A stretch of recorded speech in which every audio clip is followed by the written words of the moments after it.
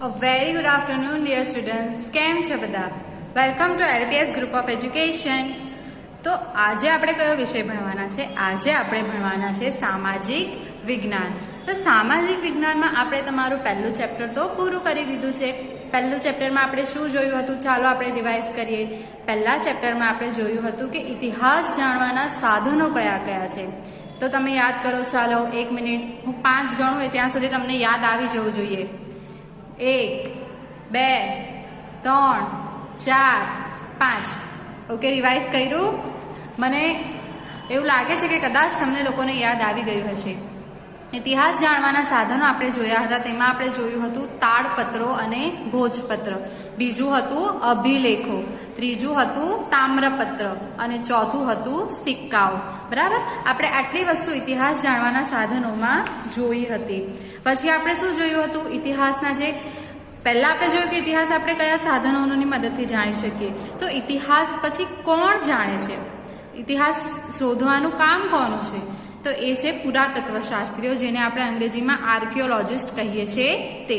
તો આપણે આ વિશે જોયું હતું. અને પછી આપણે ભારતનો ઇતિહાસ જાણ્યો હતો કે ભારતને ઇન્ડિયા અને ભારત આ બંને નામથી કેમ ઓળખવામાં આવે છે. પછી આપણે સાલવારી જોઈ હતી કે આપણે ઈસવીસન કઈ રીતે ગણીએ છીએ. તો આપણે આ બધું પહેલા ચેપ્ટરમાં જોયું હતું, જેનું સ્વાધ્યાય મેં તમને હોમવર્કમાં આપેલું હતું, જે તમારે ફરજિયાત કરવાનું છે. પહેલા ચેપ્ટરનું સ્વાધ્યાય તો મેં તમને બધું જ જ્યારે ચેપ્ટર ચલાવ્યું ત્યારે સ્વાધ્યાયના જવાબો તમને ઇઝીલી તમને બુકમાંથી મળી જશે. બરાબર છે? એમાં વિકલ્પો આવતા હતા, પછી ટૂંકમાં ઉત્તરો અને જોડકાઓ છે. તો એ તો તમને આટલો ખ્યાલ તો આવી જ જશે. એ તમારે ફરજિયાત નોટબુકમાં હોમવર્ક કરવાનું છે. એવું હોય તો હું તમને પહેલા આન્સર જો પહેલાનો વિકલ્પનો આન્સર છે કે પ્રાચીન સમયમાં માનવી શેના ઉપર લખાણ કરતો? તો ભુજ વૃક્ષની આડતર છાલ પર, એટલે કે સી. પછી પ્રાચીન ઇતિહાસ જાણવા માટેનો સ્ત્રોત કયો? નથી. તો આપણે કોના વિશે ભણ્યા નથી? વાહનો વિશે. તો એ આવશે. અને કયા લખાણો લાંબા સમય સુધી ટકી રહે છે? તો અભિલેખો. પથ્થર પર આપણે જે લખાણ લખીએ, અભિલેખો એટલે કે પથ્થર પર. તો પથ્થર પર જે લખાણ લખીએ છીએ તે ખૂબ જ લાંબા સમય સુધી ટકી રહે છે. એ આપણે જોયું. ટૂંકમાં ઉત્તર આપો, એ તમારે શોધવાના છે. હવે જોડકા છે તે હું તમને ટેલી કરાવી દઉં. તો અભિલેખ, અભિલેખો એટલે શું આવે? અભિલેખો સાથે ઈ, પથ્થર કે ધાતુ પર કોતરેલું લખાણ. પછી છે ભોજપત્ર. તો ભોજપત્ર સાથે શું આવશે? વિચારો ચાલો. ભુજ નામના વૃક્ષોની છાલ. સી. તામ્રપત્ર, તામ્રપત્ર એટલે શું આવશે? તાંબાના પતરા ઉપર કોતરેલું લખાણ. બીસી એટલે કે ઈસવીસન. બિફોર એટલે કે પહેલા, ઈસવીસન પૂર્વે. અને એડી એટલે કે ઈસવીસન. બરાબર છે? તો આપણે આ જોડકા બી ટેલી કરી લીધા. એટલે મેં તમને જવાબ તો ઇનશોર્ટ કહી જ દીધા. હવે જે ટૂંકમાં ઉત્તર છે એ તમારે જાતે શોધીને લખવા છે. આટલું તમારે તમારી નોટબુકમાં પહેલા ચેપ્ટરનું હેડિંગ મારવાનું છે. અને આ નીચે સ્વાધ્યાય હેડિંગ કરીને નીચે આ બધા 3 પ્રશ્નો તમારે ફરજિયાત લખવાના છે. ઓકે, ચાલો. તો હવે આજે આપણે બીજું ચેપ્ટર શરૂ કરવાના છે. નવું ચેપ્ટર એટલે નવો ઉત્સાહ. બરાબર? જેટલા ઉત્સાહથી આપણે પહેલું ચેપ્ટર ભણ્યા છે એટલા જ ઉત્સાહથી આપણે આજે બીજું ચેપ્ટર પર શરૂઆત કરવાના છે. ચાલો તો શરૂ. બીજા ચેપ્ટરનું તમારું નામ છે આદિમાનવથી સ્થાયી જીવનની સફર. આદિમાનવો વિશે કદાચ તમે થોડું ઘણું કશે વાંચ્યું હશે કે તમારા દિમાગમાં ચાલતું જ હશે કે આદિમાનવ કોણ છે. આદિમાનવ એટલે કે સૌથી પહેલા માનવી કઈ રીતે જીવતો હતો કે જેને કંઈ જ જ્ઞાન ન હતું. એ ફક્ત ખાવા માટે જીવતો હતો. આદિમાનવ કેટલા બધા વર્ષો પહેલાના માનવોની શરૂઆતના માનવો કેવા હતા? આપણે જે હમણાં સ્થાયી જીવન સુધીની સફર, એટલે કે હમણાં આપણું જે જીવન છે તે સ્થાયી જીવન છે. આપણને ખબર છે આપણે શું કરવાનું છે, ક્યાંથી આપણને ખાવાનું મળવાનું છે, આપણે પૈસા કઈ રીતે કમાવાના છે, બધું જ આપણને ખબર છે. જ્યારે આદિમાનવને જેમને કંઈ જ જ્ઞાન ન હતું, જેમને ખાવા પીવાનું બી તે લોકો કાચું ખાતા હતા, ના અગ્નિ હતી કે ના કોઈ પણ પ્રકારની સુવિધા નહીં હતી, એ લોકો જંગલમાં રહેતા હતા, ઘર પણ ન હતું. તો આ આદિમાનવોથી સ્થાયી જીવન સુધી આપણે કઈ રીતે આવ્યા, કયા તબક્કાઓમાંથી પસાર થઈને આપણે એ સ્થાયી જીવન સુધી આવ્યા, તે આપણે આ ચેપ્ટરમાં જોવાનું છે. તો શરૂ કરીએ. જુઓ, જયવીર તેના પરિવાર સાથે ગાંધીનગરથી જામનગર ટ્રેનમાં જઈ રહ્યો હતો. બરાબર ને, ગાંધીનગરથી જામનગર. આપણે બી એક જગ્યાએથી બીજી જગ્યાએ ટ્રેનમાં મુસાફરી કરીએ ને, હમણાં તો બહુ ટાઈમથી આપણે મુસાફરી જ કરી નથી. બરાબર ને, ટ્રેનમાં હવે બુકિંગ કરીને આપણને જવું પડે છે. તો યાર આપણને ટ્રેન બહુ યાદ આવે છે કે ટ્રેનના ડબ્બા અને બધું ખાવાનું પીવાનું વારે વારે ટ્રેનમાં બધા લોકો ખબર બધું વેચવા માટે આવે.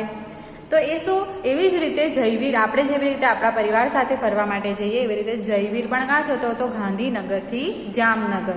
બારી પાસે બેસીને તેણે રસ્તામાં વૃક્ષો, બળદગાડા, ઊંટ લારીઓ, રિક્ષા, બસ, ટ્રક, ટ્રેક્ટર જોયા. આપણે બારી પાસે બેસવા માટે કેટલા લડીએ ને મમ્મી પપ્પા સાથે, આપણા ભાઈ બહેનો સાથે બી કેટલા લડીએ કે ના હું બારી પાસે બેસીશ. હું આટલી મોટી છું તો બી હું તો લડું છું બારી પાસે બેસવા માટે કે આપણને બધું બહારનું મસ્ત જોવા મળે. તો શું થયું, બારી પાસે એ બેસેલો હતો તો આપણને બધું બહારનું જોવાનું કેટલું ગમે. આપણે તો બધાને ધ્યાનથી ઘૂરીને જોઈએ. પછી દુકાનના નામો પણ જોઈએ કે શું દુકાનનું નામ છે, ક્યાં કઈ દુકાન આવે છે, ક્યાંથી આપણે કયું ખાવાનું લેશું. તો તેવી જ રીતે આ જયવીરે પણ બારી પાસે બેસીને બધું શું જોયું? વૃક્ષો જોયા, બળદગાડા, ઊંટ લારી, રિક્ષા, ટ્રેક્ટર, બસ, ટ્રક, આ બધું જ જોયું. તેણે તેના કાકાને પૂછ્યું કે આ વાહન વ્યવહાર ક્યારથી શરૂ થયો હશે? તેના દિમાગમાં શું આવ્યું કે ચાલો હમણાં તો આ બધું ચાલે છે, પણ આ શરૂઆત ક્યારથી થઈ હશે? આપણને બી વિચાર આવે ને કે હમણાં તો આપણી પાસે બધું જ છે, સાયકલ, 2 વ્હીલ, 4 વ્હીલ, 6 વ્હીલ, બધું જ છે આપણી પાસે, પરંતુ આની શરૂઆત ક્યારથી થઈ હશે? કોણે તેને શોધ્યું હશે? તો તેના કાકાએ તેની પીઠ પર હાથ મૂકીને કહ્યું કે આપણે જે રેલવેમાં મુસાફરી કરીએ છીએ તે ભારતમાં આશરે 150 વર્ષથી ચાલે છે, અને તું જે વાહનો રસ્તા પર જુએ છે તેમાં બળદગાડા સૌથી જૂના છે. તે પહેલાં હજારો વર્ષો પહેલાંના માનવી પાસે આવવા જવા માટેના કોઈ સાધનો ન હતા. તેઓ એક સ્થળેથી બીજા સ્થળે પગપાળા જતા હતા. જો એના કાકાએ શું કહ્યું કે તું આ જે રેલવેમાં બેસીને મુસાફરી કરે છે તો તે રેલવે ક્યારથી શરૂઆત થઈ? તે રેલવેની શરૂઆત આશરે 150 વર્ષ પહેલાં થઈ હતી. જુઓ, હું તમને અહીંયા નવી માહિતી આપું છું કે રેલવેની શરૂઆત આપણા ભારત દેશમાં ક્યારે થઈ? તો ભારતમાં 1853માં, યાદ રાખજો, 1853માં રેલવેની શરૂઆત થઈ. 16 એપ્રિલ 1853માં મુંબઈથી થાણા વચ્ચે રેલવેની શરૂઆત થઈ હતી ભારતમાં સૌ પ્રથમ. બરાબર, ભારતમાં, જો ફરીથી રિવાઇઝ કરું છું, આ તમે છે ને બેસેલા હોવ યા તો તમે પાઠ્યપુસ્તક લઈને બેસેલા હોવ તો સાઈડ પર લખી લેજો કે સૌ પ્રથમ રેલવેની શરૂઆત ભારતમાં મુંબઈથી થાણા વચ્ચે 16 એપ્રિલ 1853ના રોજ થઈ. બરાબર, કેટલા કિલોમીટર છે મુંબઈથી થાણે વચ્ચે? તો 34 કિલોમીટર જેટલી એ મુસાફરી હતી અને તેની અંદર 400 પેસેન્જર બેસેલા હતા. બરાબર, એટલે આ રેલવેની શરૂઆત આપણા ભારતમાં ત્યારથી થઈ.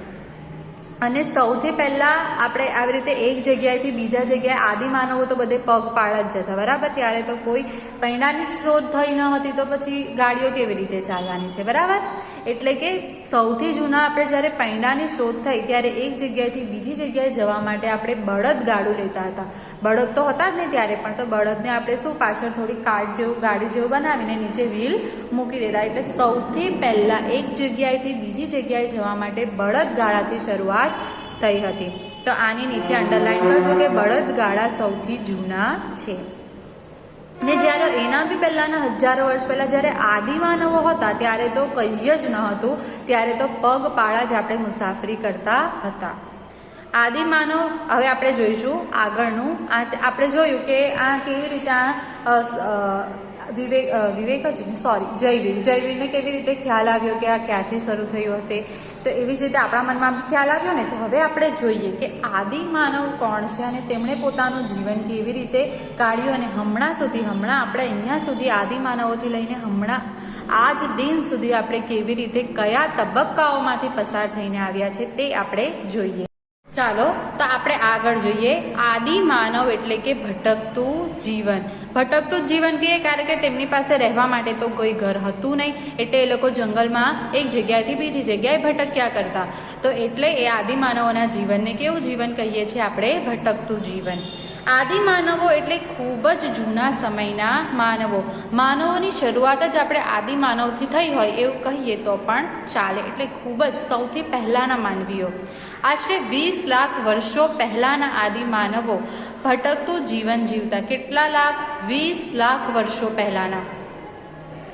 અને શિકાર કરીને પોતાના સમય વ્યતીત કરતા. કઈ રીતે? ખાવાનું તો જોઈએ જ ને. આપણે માનવીને સૌથી પહેલે જરૂરિયાત રોટી, કપડાં ઓર મકાન, આ 3 વસ્તુની માનવોને જરૂરિયાત હોય, બરાબર ને? મૂવીનું નામ કદાચ તમે લોકોએ સાંભળ્યું હોય તો રોટી, કપડાં ઓર મકાન એક મૂવીનું નામ પણ છે. તો માનવોની સૌથી પ્રાથમિક કઈ જરૂરિયાતો છે? 3 જરૂરિયાતો: રોટી, કપડાં ઓર મકાન. એટલે માનવોએ તે સમયની, ચાલો કપડાં તો તે ટાઈમે એમને એટલી સૂઝબૂઝ ન હતી કે કપડાં આપણે આપણું શરીર ઢાંકવું જોઈએ કે એવું. તે સમયે આદિમાનવોને એવી કોઈ સૂઝ હતી નહીં. પરંતુ ભૂખ તો લાગે ને. માનવીને સૌથી પહેલાં શું લાગે? ભૂખ. ભૂખ એક એની સૌથી પહેલી અને પ્રાથમિક જરૂરિયાત છે.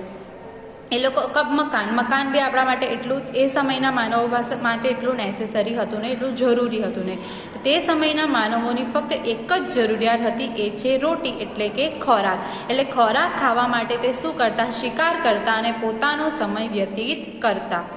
માનવીની આ અવસ્થાને હન્ટર અને ગેધરર્સ, એટલે કે શિકાર કરવો અને એકઠું કરવું. એટલે કે ખાવા માટે એક દિવસમાં વધારે શિકાર થઈ જાય તો બીજા દિવસે આરામ કરવાનો, બીજા દિવસે શિકાર કરવાનો નહીં, રોજનું શિકાર કરીને રોજનું ખાવાનું. એ રીતે એ લોકો જીવતા હતા. બીજી કોઈ ટેન્શન નહીં, બરાબર? ના ભણવાની ટેન્શન કે ના બીજા દિવસે ઓહો આ સબમિશન કરાવવાનું છે, આ લખવાનું છે, આ લેસન આપવાનું છે, અહીંયા આ શાદીમાં જવાનું છે, અહીંયા જવાનું છે, એવું કોઈ જ ટેન્શન હતું નહીં. ફક્ત ખાઓ, પીઓ અને આરામ કરો, એવું જીવન હતું કોનું? આદિમાનવનું. બરાબર? તો માનવીની આ અવસ્થાને કયો અવસ્થા? હન્ટર અને ગેધરર્સ, શિકાર કરવું અને એકઠું કરવું એવું કહેવામાં આવે છે. આની નીચે અંડરલાઈન કરજો. તેઓ હરણ જેવા જંગલના પ્રાણીઓ, માછલીઓ અને પક્ષીઓનો શિકાર કરી તેમજ કંદમૂળ અને ફળોને એકત્રિત કરી ખોરાક મેળવતા. એ લોકો જંગલમાં રહેતા હતા. જંગલમાં યા તો બધા ફળ ફૂલ મળે અને યા તો પ્રાણીઓ મળે. તો શિકાર એ કોનો કરતા? આવા નાના નાના જે પ્રાણીઓ હતા, હરણ છે, હરણ જેવા જંગલ, હરણ, સસલા કે એવા બધા પ્રાણીઓ હોય તેમનો, માછલીઓ અને પક્ષીઓનો શિકાર કરતા. અને કંદમૂળ અને ફળોને, કંદમૂળ એ જે જમીનમાં થાય છે તેને કંદમૂળ કહેવાય, તો તેને એકત્રિત કરીને એ લોકો ખોરાક મેળવતા. જંગલમાં આ બધું મળે એટલે એવું નહીં કે હમણાં આપણે ચાઇનીઝ મળે કે બર્ગર મળે, આવું બધું ન મળતું, બરાબર? ડાયરેક્ટ જે મળે તે તરત જ એ ખાઈ લેતા. ધોવાની બી એ લોકોને એવું કહી જ નહીં. હમણાં તો આપણે બધું બરાબર ધોઈને ખાઈએ છીએ, બરાબર ને? ત્યારે એવું હતું નહીં. ત્યારે વાતાવરણ એટલું બધું શુદ્ધ અને ચોખ્ખું હતું. તેથી એ લોકો શું કરતા? ડાયરેક્ટ એવું, આ પ્રાણીઓને બી કંઈ એ લોકો આગ પર એવું શેકતા નહીં, ડાયરેક્ટ કાચું બી ખાઈ લેતા. યા તો કારણ કે ત્યારે અગ્નિની શોધ પણ થઈ ન હતી, બરાબર? જો કે આ બધું સરળ ન હતું. આપણને જેટલું હમણાં લાગે છે કે ઓહો કેટલો આરામ ને બધું, પણ એવું ત્યારે સરળ હતું નહીં. એ જેટલું આપણે હમણાં અહીંયા જોઈએ છીએ તેટલું સરળ હતું નહીં. ક્યારેક જંગલી પ્રાણીઓ આદિમાનવ પર હુમલો કરતા. જંગલમાં રહેતા એટલે હંમેશા આપણે ડરીને રહેવું પડે કે ઓહ હમણાં અહીંયાથી સિંહ આવી જશે, અહીંયાથી હમણાં વાઘ આવી જશે, બરાબર ને? એવી રીતે ડરીને એ લોકો રહેતા. અને ક્યારેક જંગલી પ્રાણીઓ, આપણે જેવી રીતે પ્રાણીઓનો શિકાર, આદિમાનવો જેવી રીતે પ્રાણીઓનો શિકાર કરે એવી રીતે પ્રાણીઓને બી તો ભૂખ લાગે. તો પ્રાણીઓ કોને ખાય? આપણને જ ખાવાના, બરાબર? એટલે આપણે એમનો શિકાર કરતા, તો એ બી આપણો શિકાર કરતા. વળી દોડવામાં ખૂબ ઝડપી હોવાથી કેટલાક પ્રાણીઓ સરળતાથી આદિમાનવોના હાથમાં આવતા નહીં. આદિમાનવો દોડવામાં એકદમ પીટી ઉષાથી પણ ફાસ્ટ દોડતા હતા, એટલે કે એમના હાથમાં આવતા નહીં. એટલે ખોરાકની શોધમાં આદિમાનવો એક સ્થળેથી બીજા સ્થળે કે ત્રીજા સ્થળે ભટકતા રહેતા. ક્યારેક અહીંયા હોય, ક્યારેક બીજા જંગલમાં હોય, ક્યારેક બીજી જગ્યા પર હોય. એવી રીતે હંમેશા ખોરાકની શોધમાં, પ્રાણીઓથી બચીને ખોરાકની શોધમાં એક જગ્યાએથી બીજા જગ્યાએ હંમેશા ભટકતા રહેતા. માનવી આ સમયે કયા ફળ કે કંદમૂળ ખાવા અને ક્યાં ન ખાવા તે જ્ઞાન મેળવતો થયો.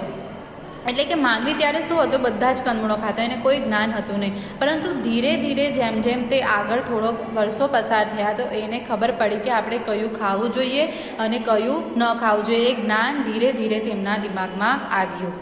કારણ કે ઘણી વનસ્પતિઓ ઝેરી હોવાથી માનવના મૃત્યુ પણ થતા, બરાબર? એ ટાઈમે કેટલી બધી વનસ્પતિઓ ઝેરી બી હોતી હતી, તો એ લોકો તો બધી વનસ્પતિઓ જ ખાતા. એટલે અમુક માનવો મરી જતા, તો એમને ખબર પડી જતી કે આણે આ વસ્તુ ખાધેલી હશે તેથી આ મરી ગયો, એટલે તેથી હવે આપણે તે વસ્તુ ખાવાની નથી. એવું થતું. હરણ, ઘેટા, બકરા જેવા પ્રાણીઓને સરળતાથી મારી શકાતા હોવાથી આદિમાનવો તેમને શોધવા એક જગ્યાએ બીજી જગ્યાએ ભટકતા રહેતા. મેં તમને કીધું ને, આવા નાના નાના પ્રાણીઓ હોય જેનાથી બહુ દોડાઈને એકદમ ડાયા ડાયા લાગે, આપણને એકદમ ક્યુટ લાગે, આપણે એમને કહીએ ને, તો એવા જે પ્રાણીઓ હતા એવા પ્રાણીઓનો એ લોકો સરળતાથી શિકાર કરતા. તો એવા પ્રાણીઓને શોધવા માટે, એવા કયા પ્રાણીઓ? તો હરણ, ઘેટા, બકરા, સસલા, આ બધા પ્રાણીઓ માટે એ લોકો શું, એને શોધવા એક જગ્યાએથી બીજા જગ્યાએ, એક અઠવાડિયું એક જંગલમાં રહે તો એ બધા કદાચ પ્રાણીઓ પતી જાય, મારીને ખાઈ ગયા હોય, તો પછી બીજા જગ્યાએ જવું જ પડે. તેવી રીતે ભટકતા રહેતા. વળી પાણી જીવનની જરૂરિયાત હોવાથી જ્યાં પાણી મળતું રહેતું ત્યાં તેઓ રહેતા. ખોરાકથી બી પહેલાં આપણા માટે શું હોય? પાણી વગર તો આપણાથી રહેવાય જ નહીં. તરસ લાગે એટલે લાવ ભાઈ પાણી લાવ, બરાબર ને?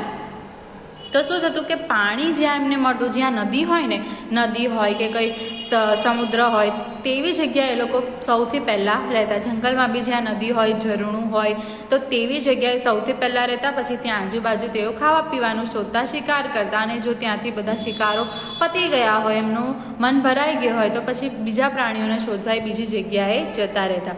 એટલે સૌથી પહેલાં તેઓ નદીઓ, નદી કિનારા એવું બધું શોધતા. પછી ધીરે ધીરે આગળ વધતા જંગલો શોધતા. પછી ધીરે ધીરે હવે આગળ હજુ ક્યાં સુધી આવ્યા તે આપણે હવે નેક્સ્ટ લેક્ચરમાં જોઈશું. આજે આપણે શું જોયું? આદિમાનવોનું જીવન, કે તે લોકો કઈ રીતે ખાતા, શું ખાતા, એમનું જીવન કેવું હતું, તે વિશે આજે આપણે અભ્યાસ કર્યો.